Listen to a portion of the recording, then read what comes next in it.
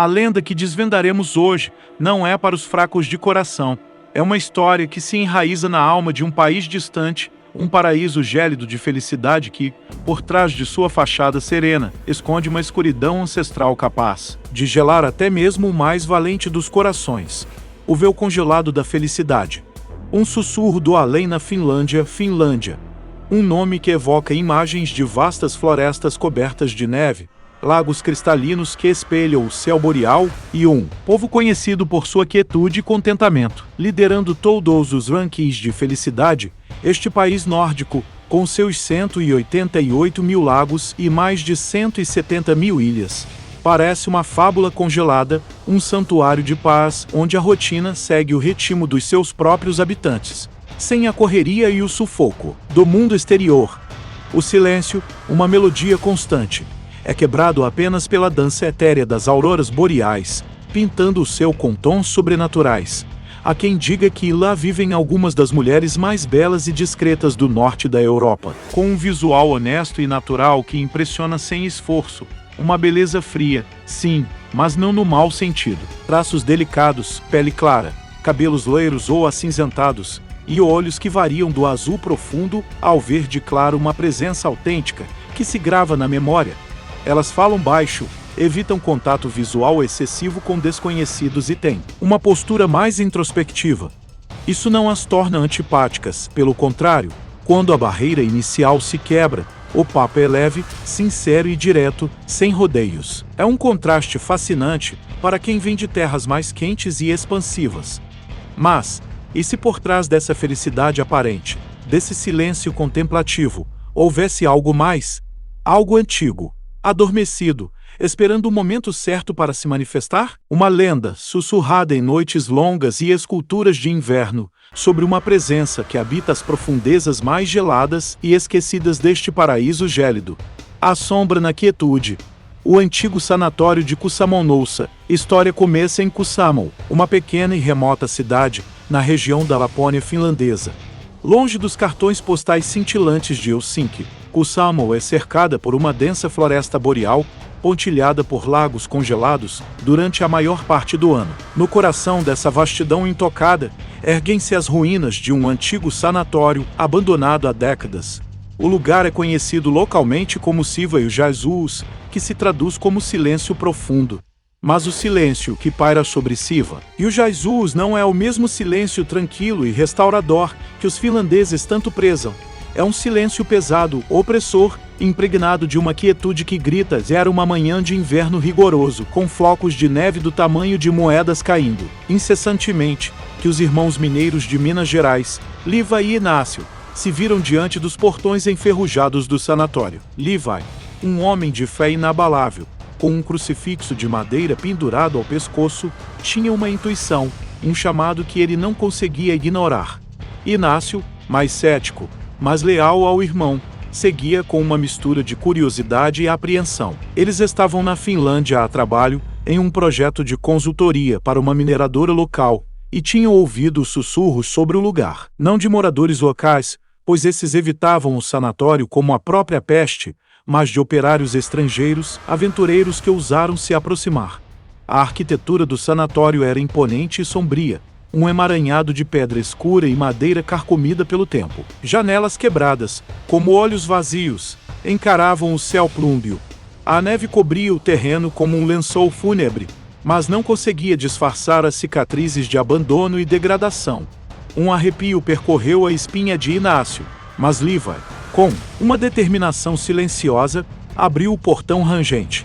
O som ecoou pela floresta, um lamento metálico, que se perdeu na imensidão branca. O sanatório havia sido construído, no final do século XIX, para tratar pacientes com tuberculose.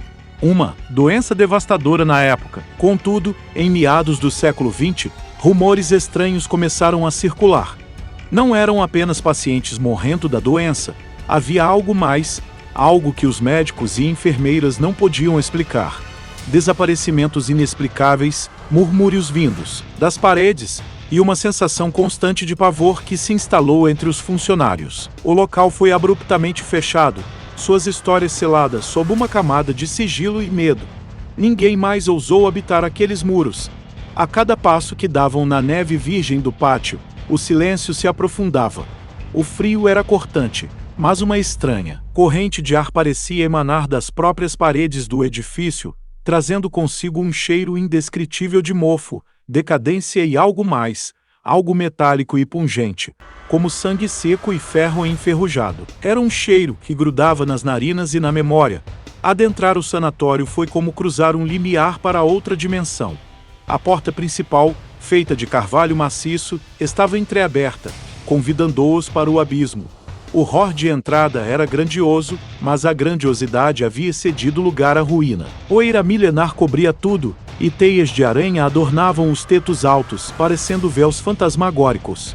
A luz que filtrava pelas janelas quebradas criava feixes que dançavam com as partículas de poeira suspensas no ar, dando a impressão de um palco etéreo onde sombras se moviam. Inácio sentiu um aperto no peito, uma sensação de que não estavam sozinhos. Tem certeza disso, Levi? Ele sussurrou, sua voz um pouco embargada pelo frio e pela apreensão. Levi apenas apertou o crucifixo e respondeu, com a voz firme: se há algo aqui, Inácio, é porque precisa ser confrontado. E a fé é a nossa melhor arma. Eles começaram a explorar o andar térreo. As salas de espera, outrora cheias de pacientes esperançosos ou angustiados, agora eram apenas ecos de um passado sombrio. Cadeiras viradas, papéis espalhados e equipamentos médicos enferrujados jaziam como esqueletos esquecidos. Em uma das salas, uma cadeira de rodas estava virada, com uma das rodas girando lentamente, como se tivesse acabado de ser abandonada. O som do rangido da roda era o único a quebrar o silêncio, um som perturbador que parecia se prolongar por uma eternidade conforme avançavam. A temperatura parecia cair ainda mais, embora não houvesse janelas abertas para justificar tal variação. Uma sensação de calafrio constante percorria seus corpos, arrepiando os pelos dos braços. Eles entraram nos corredores dos quartos, onde a atmosfera se tornava ainda mais densa.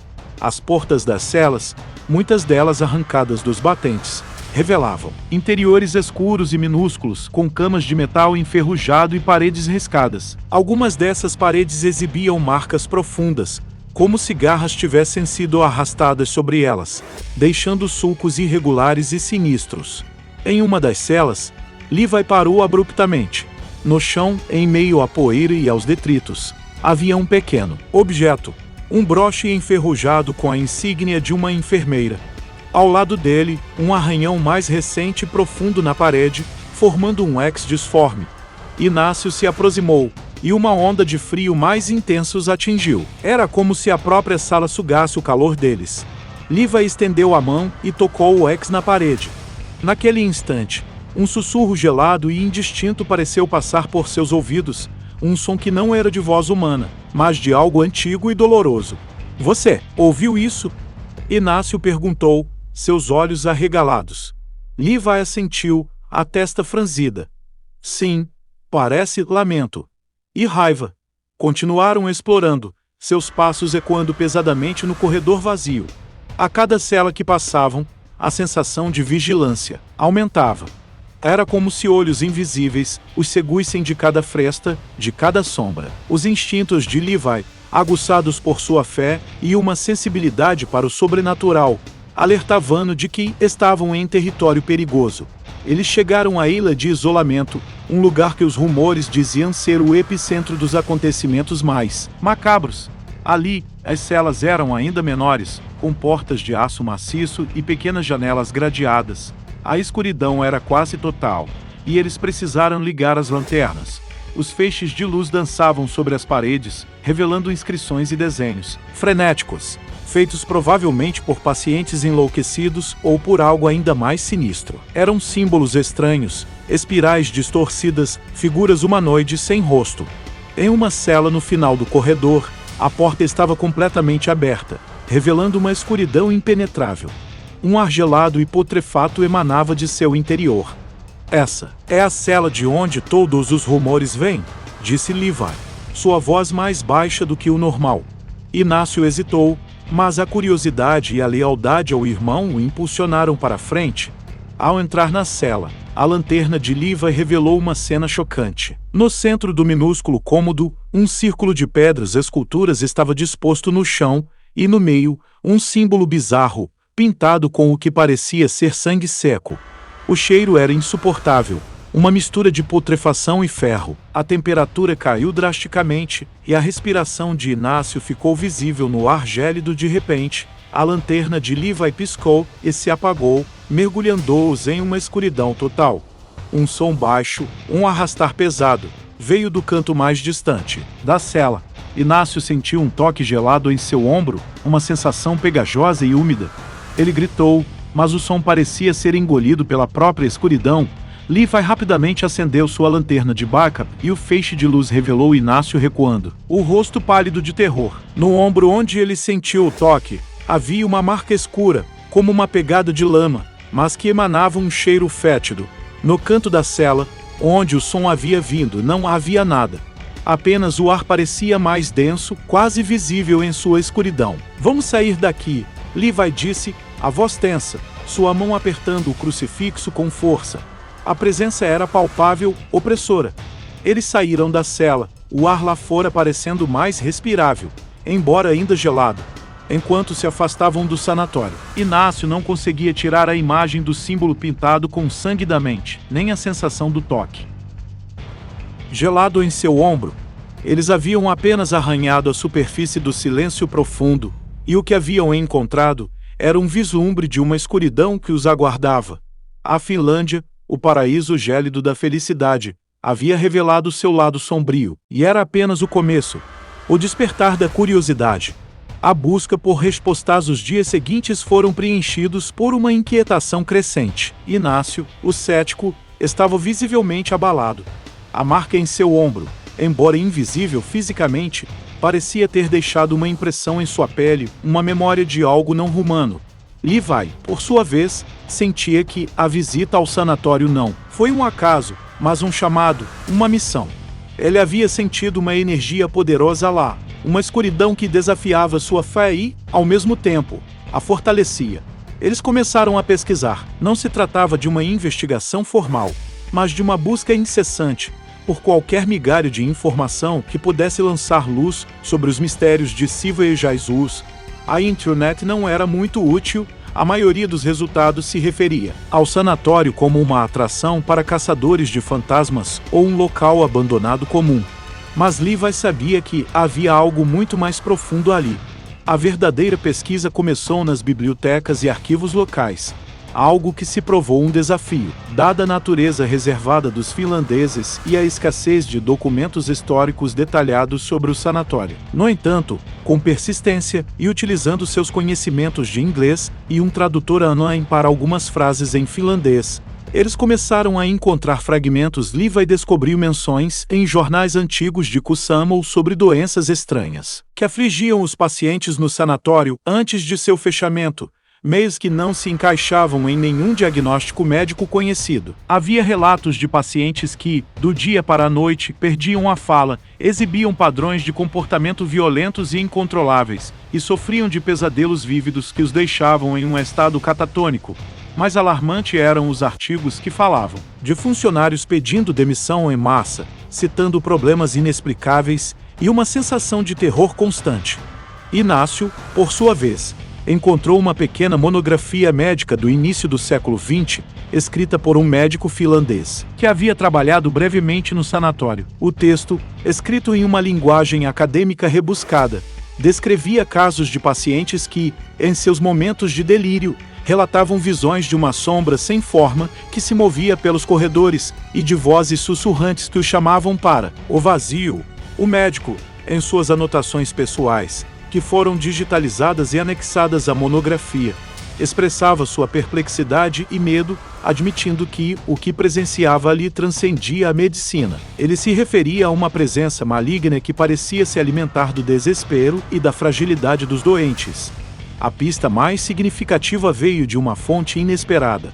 Um antigo mapa da região de Kuusamo, datado do século XVIII, que Levi encontrou em uma loja de antiguidades. O mapa era detalhado, mostrando a localização de aldeias, rios e formações rochosas. Mas, no local onde o sanatório seria construído décadas depois, havia uma pequena inscrição, quase imperceptível. Van Altausma, velho cemitério, e, desenhado de forma rudimentar ao lado da inscrição, um símbolo que fez o coração de Levi gelar. Era o mesmo símbolo que ele e Inácio haviam visto pintado no chão da cela de isolamento.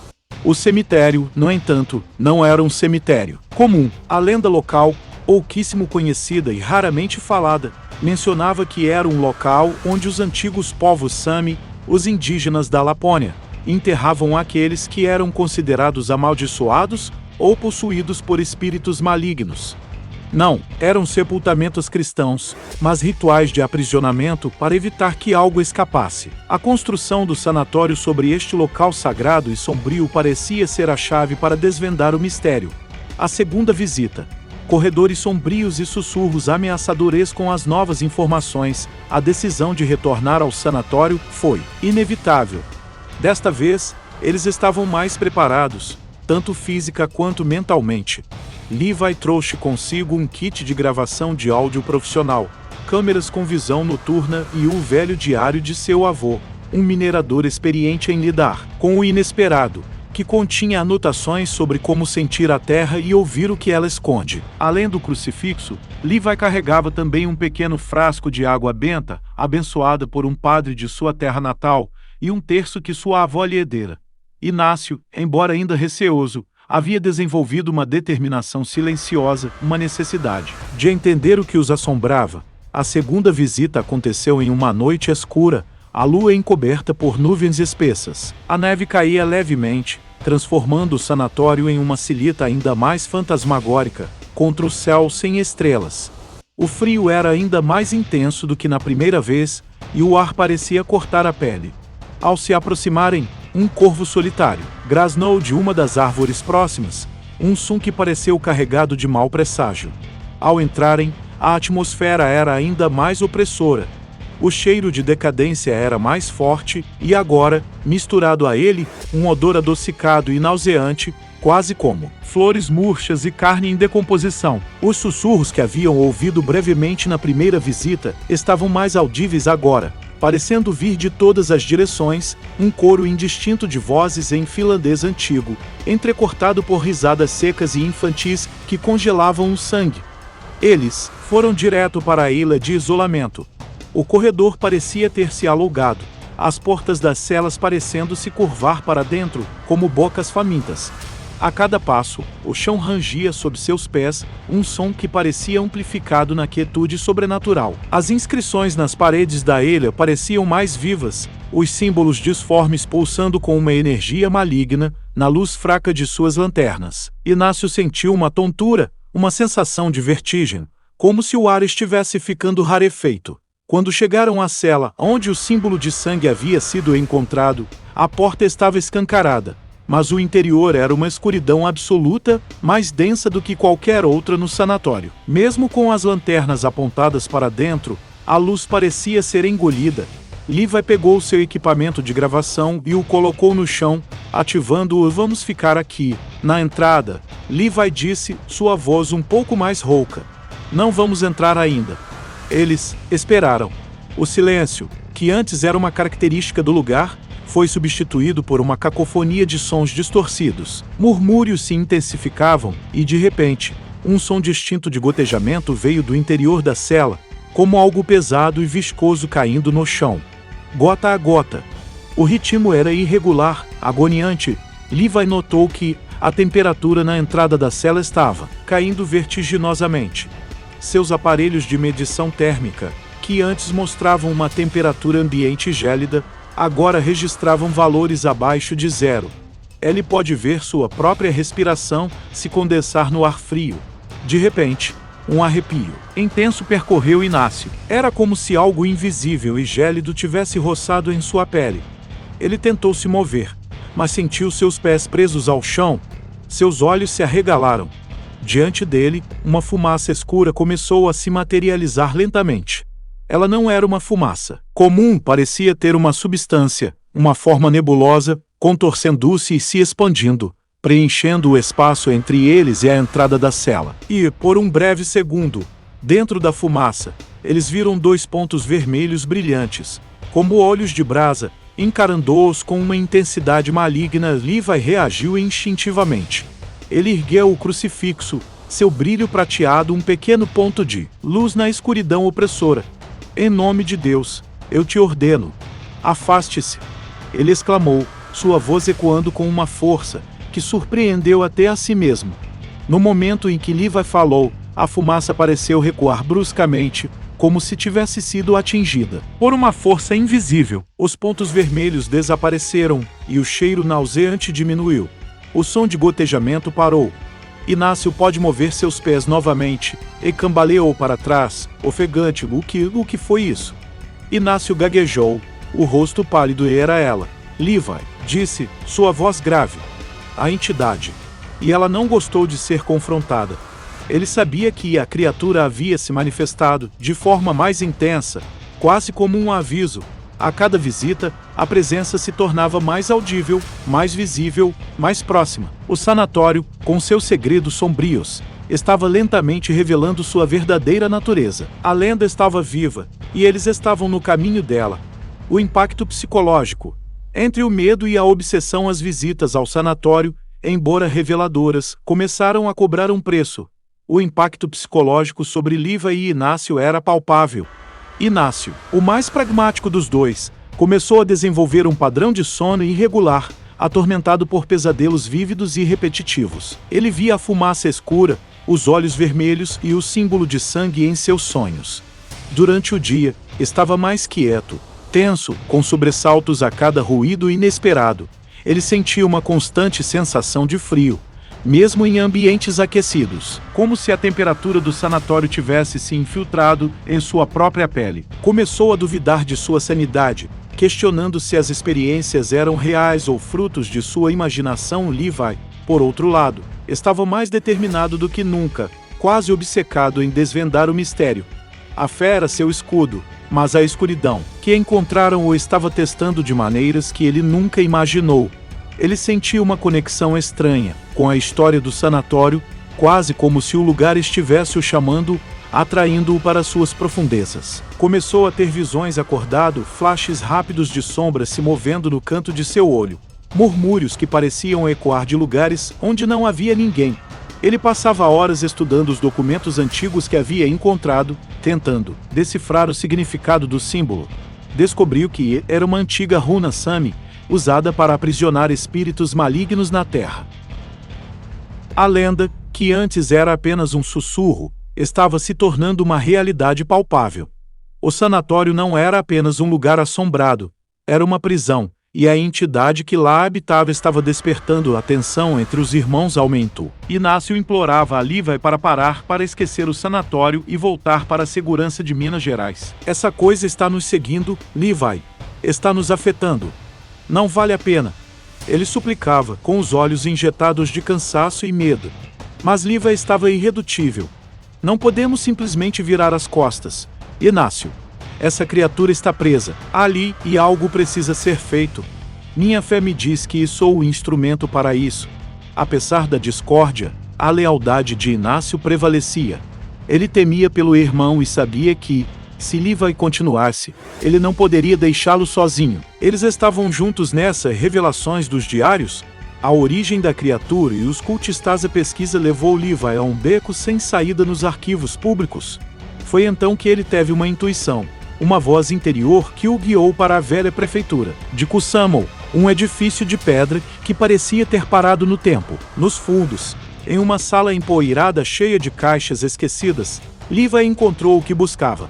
Uma série de diários de bordo de antigos guardas noturnos do sanatório, datados de pouco antes de seu fechamento.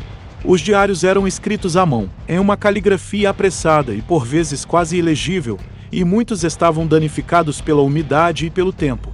O que Levi leu neles fez seu sangue gelar. Os guardas, homens rústicos e céticos, a princípio começaram a registrar eventos inexplicáveis. Pequenos objetos se movendo sozinhos, portas batendo sem vento e a sensação de estar sendo observado. Mas os registros mais perturbadores eram sobre um paciente específico, um ancião Sami que havia sido internado por delírios e comportamento errático. O ancião falava em uma língua antiga, incompreensível para a maioria, mas que um dos guardas, por ser de uma aldeia remota, compreendeu fragmentos.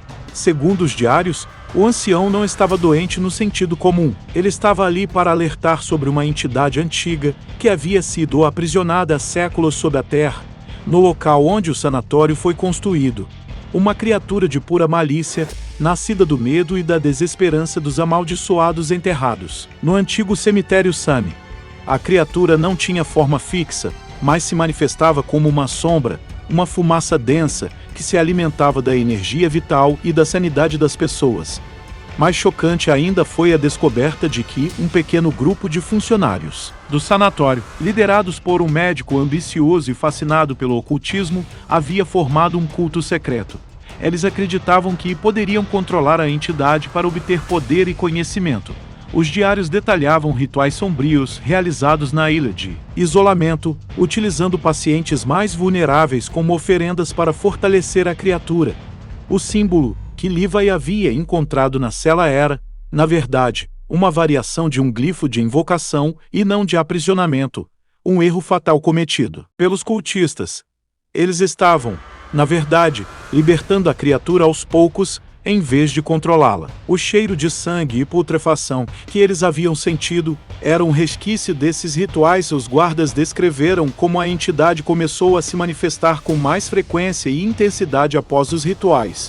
Relatavam visões de corpos esqueléticos se contorcendo nas sombras, gritos vindos de lugar nenhum e a sensação de estar sendo drenado de sua própria energia. A fumaça escura que Levi e Inácio viram era a forma mais comum da manifestação da criatura, e os olhos vermelhos eram o ápice de sua malevolência. A criatura podia manipular a percepção, criar ilusões e drenar a força vital de suas vítimas, deixando-as em um estado catatônico ou levando-as à morte. Os desaparecimentos eram, na verdade, as vítimas mais completamente consumidas pela entidade. A leitura dos diários confirmou as piores suspeitas de Levi. A criatura não era um fantasma, mas uma entidade demoníaca, antiga e poderosa, alimentada pela maldade humana e aprisionada em um limbo por séculos. Os cultistas, em sua ignorância e ambição, haviam aberto uma porta para o inferno na terceira visita. O sanatório revela suas garras com a verdade revelada. A terceira visita ao sanatório foi planejada com uma urgência sombria. Levi e Inácio sabiam que não estavam mais investigando um mistério, mas enfrentando uma ameaça real e antiga. Dessa vez, além de todo o equipamento, Levi levou um volume ainda maior de água benta, um crucifixo maior e mais ornamentado, e um rosário, que sua avó rezava. Inácio, apesar do medo, estava mais focado. Ele sabia que precisava proteger seu irmão e, de alguma forma, ajudar a deter aquela coisa. A noite estava mais fria do que nunca, com um vento uivante que parecia carregar os lamentos do sanatório. A neve caía em redemoinhos, criando uma atmosfera etérea e desoladora. Ao se aproximarem, as luzes do sanatório, que eram inexistentes, pareciam piscar e falhar em suas mentes, uma ilusão sinistra criada pela entidade. O cheiro de putrefação estava mais forte, quase insuportável, e agora, misturado a ele, um aroma de enxofre, que indicava a natureza demoníaca da criatura. Ao entrarem, o ar ficou gélido instantaneamente, um frio que penetrava os ossos e parecia congelar o sangue nas veias. As luzes de suas lanternas piscavam intermitentemente, como se houvesse uma interferência eletromagnética maciça. De repente, as portas das celas ao longo do corredor começaram a bater violentamente, uma após a outra, um som ensurdecedor, que parecia querer destruir seus tímpanos. Era um prelúdio, uma saudação hostil. Eles se dirigiram diretamente à ilha de isolamento. O corredor estava ainda mais escuro do que antes, a escuridão parecendo ter uma densidade quase física. As inscrições nas paredes agora brilhavam com uma luminescência fraca e doentia, pulsando com uma energia maligna. Levi apontou sua lanterna para o chão, e lá estava, uma trilha de um líquido escuro e viscoso, como óleo queimado, que levava diretamente para a cela onde o símbolo de sangue havia sido encontrado. O cheiro de enxofre era esmagador a cada passo, o chão rangia e estalava, como se fosse cider sob seus pés. Sons de arranhões agudos vinham de dentro das paredes, como se garras afiadas estivessem rasgando a alvenaria. Eles estavam sendo observados, sentiam os olhos invisíveis da entidade sobre eles, pesando as suas almas. Ao chegarem à cela, a porta estava escancarada, revelando um poço de escuridão. O círculo de pedras no chão parecia emanar uma aura negra, e o símbolo de sangue pulsava com uma luz avermelhada e doentia. O som de gotejamento, que antes era intermitente, agora era constante, vindo do fundo da cela. Levi colocou seu equipamento de gravação no chão novamente e ligou uma de suas câmeras com visão noturna, apontando-a para o interior da cela. A imagem na tela era perturbadora. A escuridão era tão densa que a visão noturna mal conseguia penetrar, mas podiam distinguir uma névoa escura se movendo lentamente, ganhando forma nas profundezas. Inácio sentiu um aperto no estômago. Uma náusea intensa. Estou tonto, Levi. Não consigo respirar direito. Ele ofegou, lutando para manter o equilíbrio. A entidade estava atacando seus sentidos, tentando desestabilizá-los. De repente, a voz de uma criança, distorcida e carregada de malícia, ecoou de dentro da cela, em um finlandês perfeito. Vocês não deveriam ter vindo aqui. Vocês me acordaram. E agora, vão pagar o som da voz, tão inocente em sua origem, mas tão pervertida em sua entonação, congelou o sangue de Inácio. Ele caiu de joelhos, as mãos apertando a cabeça. Levi, está na minha cabeça, ele gritou, sua voz embargada. Levi, embora sentisse a força do ataque psíquico, ergueu o crucifixo e começou a recitar uma oração em latim, sua voz firme e cheia de autoridade. No momento em que as palavras saíram de seus lábios, a névoa escura dentro da cela pareceu se agitar violentamente, como se estivesse sendo atingida por uma força invisível. A voz da criança se transformou em um rosnado gutural, e um som alto, como de vidro estilhaçando, veio do interior da cela. A criatura estava irritada. Ela estava se manifestando de forma mais direta, ameaçadora. O confronto final se aproximava, e eles sabiam que a Finlândia, o paraíso gélido da felicidade, guardava um segredo muito mais terrível do que qualquer um poderia imaginar. E eles estavam prestes a encarar esse terror de frente. A ameaça, direta. Mensagens sombrias e pesadelos vívidos. A entidade havia passado de uma presença passiva para uma ameaça ativa e direta. Ela não estava mais apenas assombrando o sanatório, ela estava os assombrando. Levi e Inácio, de volta ao seu alojamento temporário em Kuusamo, começaram a receber mensagens. Não eram e-mails ou telefonemas, mas sussurros gélidos em seus ouvidos quando estavam sozinhos, vultos passando rapidamente em suas visões periféricas, e, o mais aterrorizante, inscrições que apareciam em lugares inesperados: a porta do banheiro, o espelho do quarto, a tela de um tablet, o símbolo de sangue. Agora com variações mais complexas e ameaçadoras, surgia e desaparecia. Uma vez, Inácio acordou com a mão de Levi no ombro apenas para descobrir que Levi estava dormindo profundamente. A mão em seu ombro estava gelada, e ele sentiu as unhas arranharem levemente sua pele. Como um aviso, os pesadelos de Inácio se tornaram ainda mais vívidos e torturantes.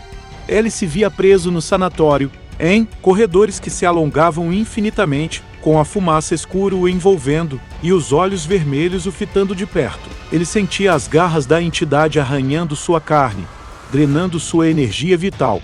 Acordava gritando, coberto de suor frio, com a sensação de ter sido espremido até a última gota de sua sanidade.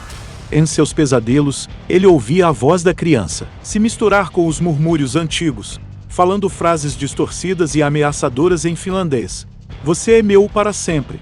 Não há escapatória.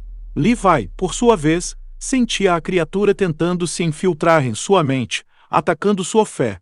Visões de corrupção, de rituais sombrios, de rostos distorcidos de pacientes e cultistas, passavam por sua mente como um filme horripilante. A entidade tentava semear a dúvida, mostrar-lhe a futilidade de sua fé contra uma força tão antiga. Mas Levi, fortalecido por sua crença, resistia, recitando orações e apertando seu crucifixo, que parecia emitir um calor reconfortante em meio ao frio.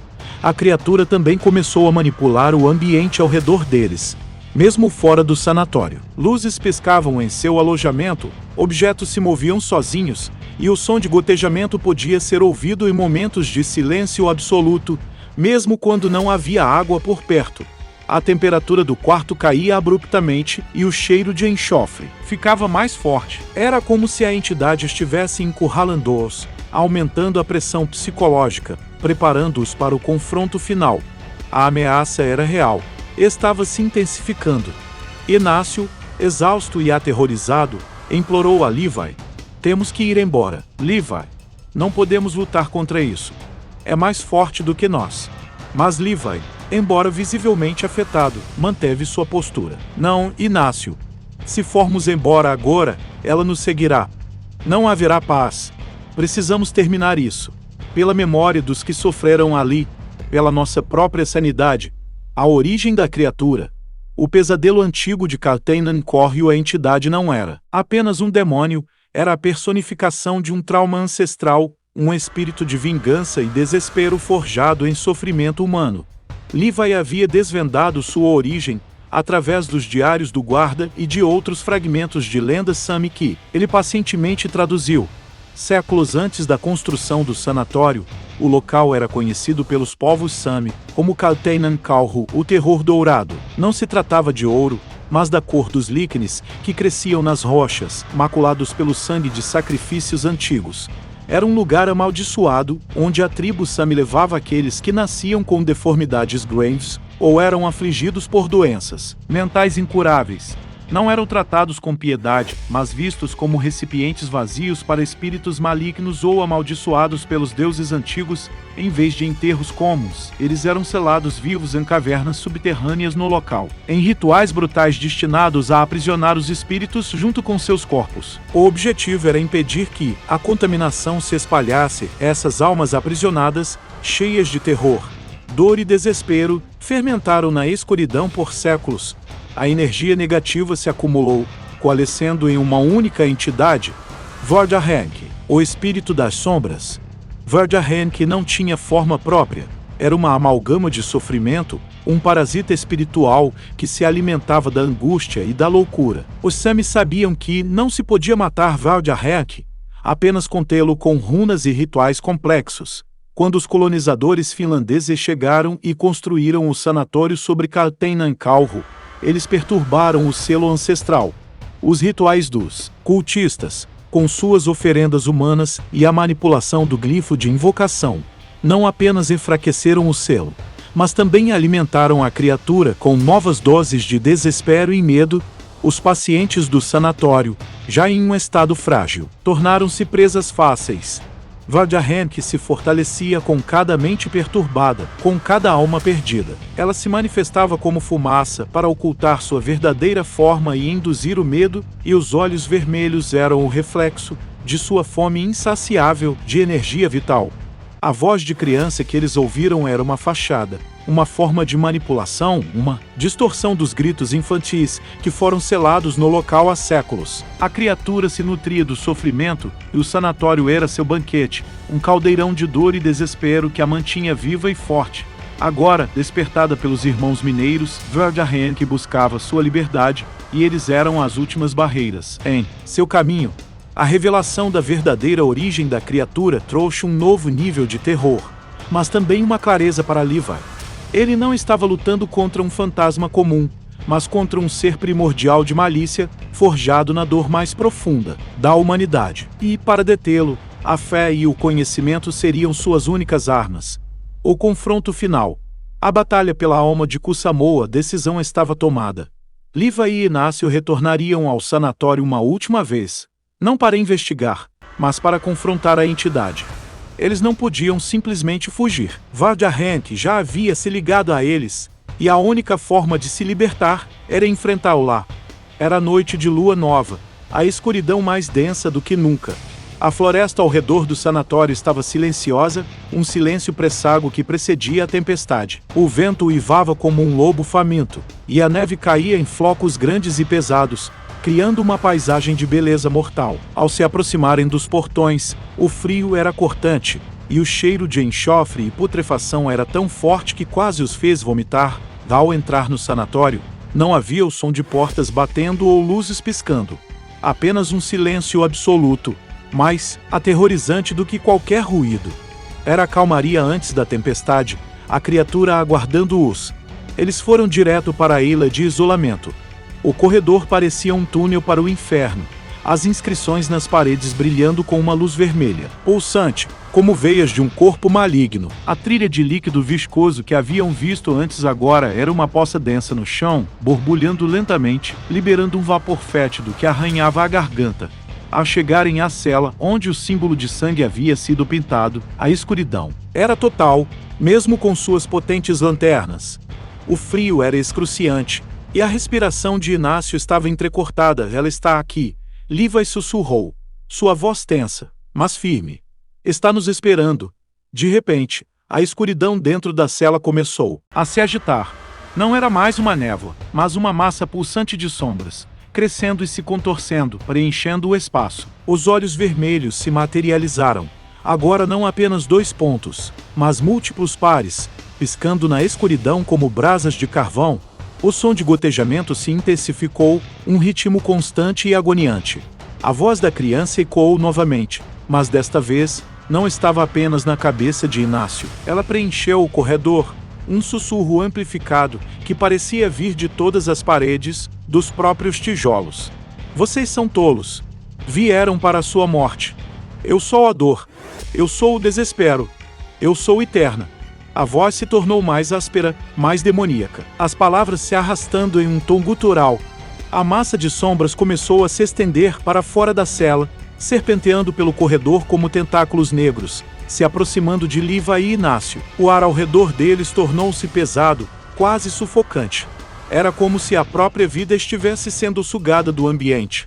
A temperatura caiu ainda mais, e a pele de Inácio começou a formigar dolorosamente. Levi ergueu o crucifixo maior, o metal frio e abençoado em suas mãos suadas. Você não é eterna. Você é um parasita. Em nome de Deus, eu te expulso. Ele bradou, sua voz ecoando com uma autoridade que parecia vir de um lugar mais profundo que ele mesmo. No momento em que Levi falou, o crucifixo brilhou com uma luz dourada intensa, que parecia repelir as sombras. A criatura soltou um guincho agudo, um som que parecia rasgar o ar. A massa de sombras recuou momentaneamente. Inácio, mesmo aterrorizado, sabia que precisava ajudar. Ele lembrou-se das lendas Sami, que Levi havia contado, sobre como a música e os sons rituais eram usados para distrair e perturbar espíritos malignos.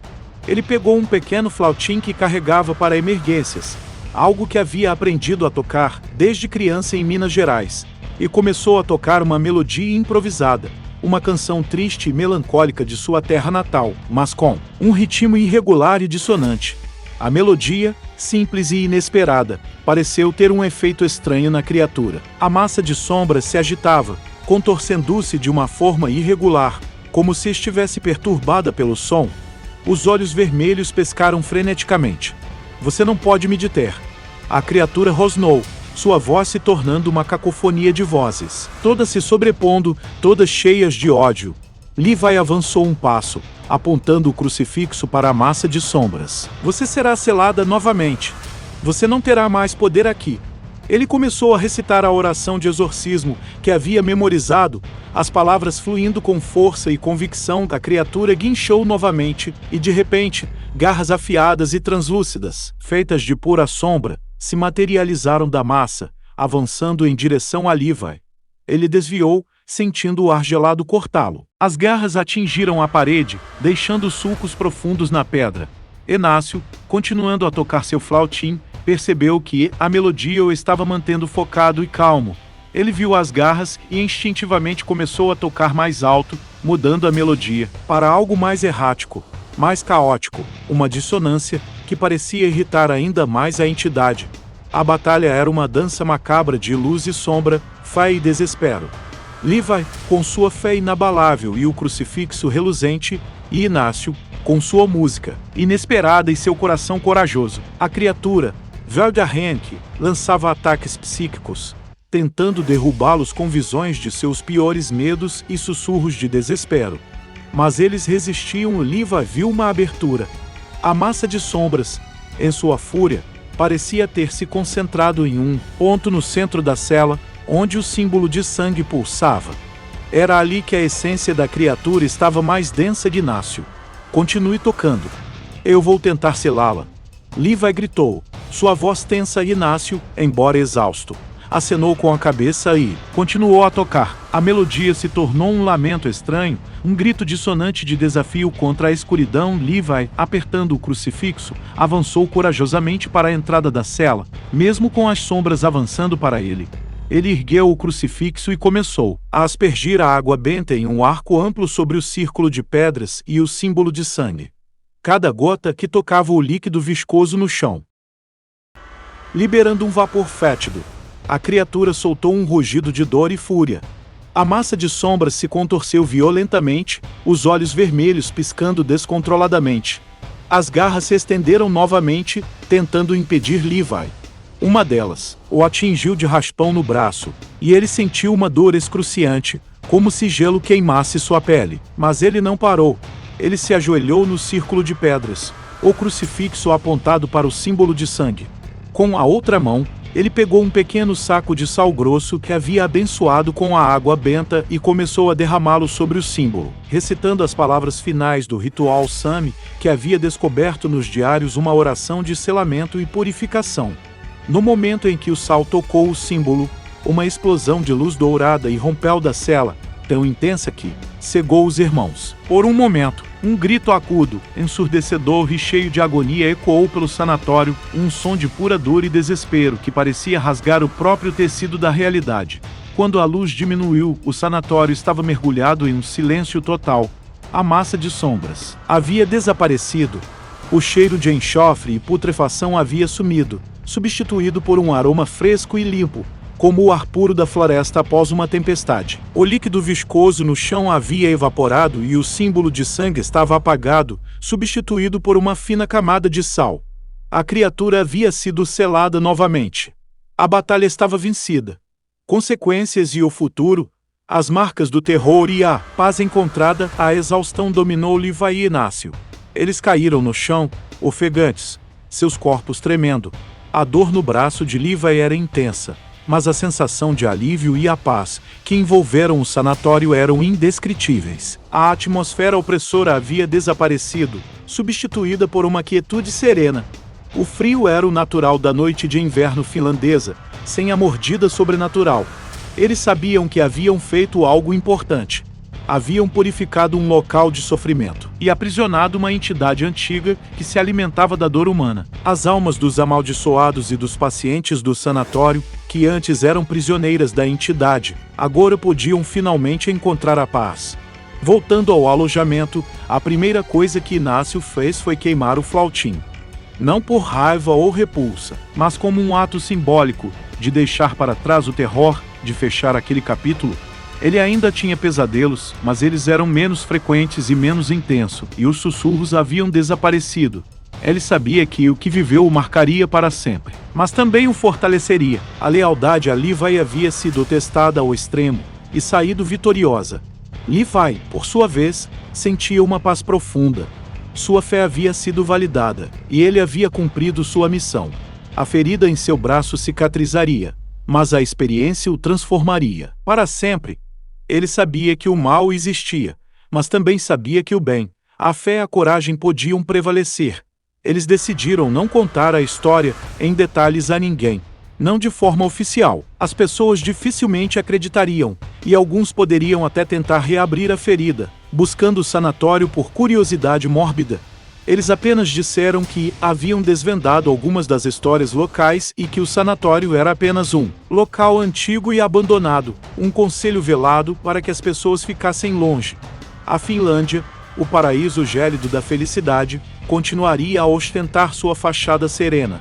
Mas para Levi e Inácio, ela sempre guardaria a memória da escuridão que enfrentaram e da paz que conquistaram. Eles haviam encontrado a felicidade não apenas na beleza silenciosa do país, mas na vitória sobre o medo e na preservação da sanidade. As cicatrizes, tanto físicas quanto emocionais, seriam lembretes constantes do que haviam enfrentado. O terror deixa marcas, sim, mas também pode forjar uma força inabalável. Eles voltaram para Minas Gerais, homens diferentes, com uma compreensão mais profunda da escuridão e da luz que residem no mundo.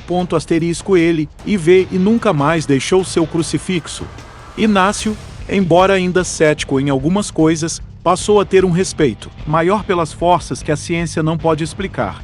Eles continuaram suas vidas, mas com uma nova perspectiva, com a certeza de que a maior coragem não é a ausência de medo, mas a capacidade de enfrentá-lo de frente, com fé e união. E foi assim que a Finlândia, o paraíso gélido da felicidade, revelou seu segredo mais sombrio aos irmãos mineiros de Minas Gerais, que bravamente selaram o terror dourado mais uma vez, garantindo que o silêncio profundo voltasse a ser um repouso, e não um lamento. Se você chegou até aqui, é porque o terror também te fascina, não é mesmo? E se essa história arrepiante fez seu coração bater mais forte, então você já sabe o que fazer. Deixe seu like.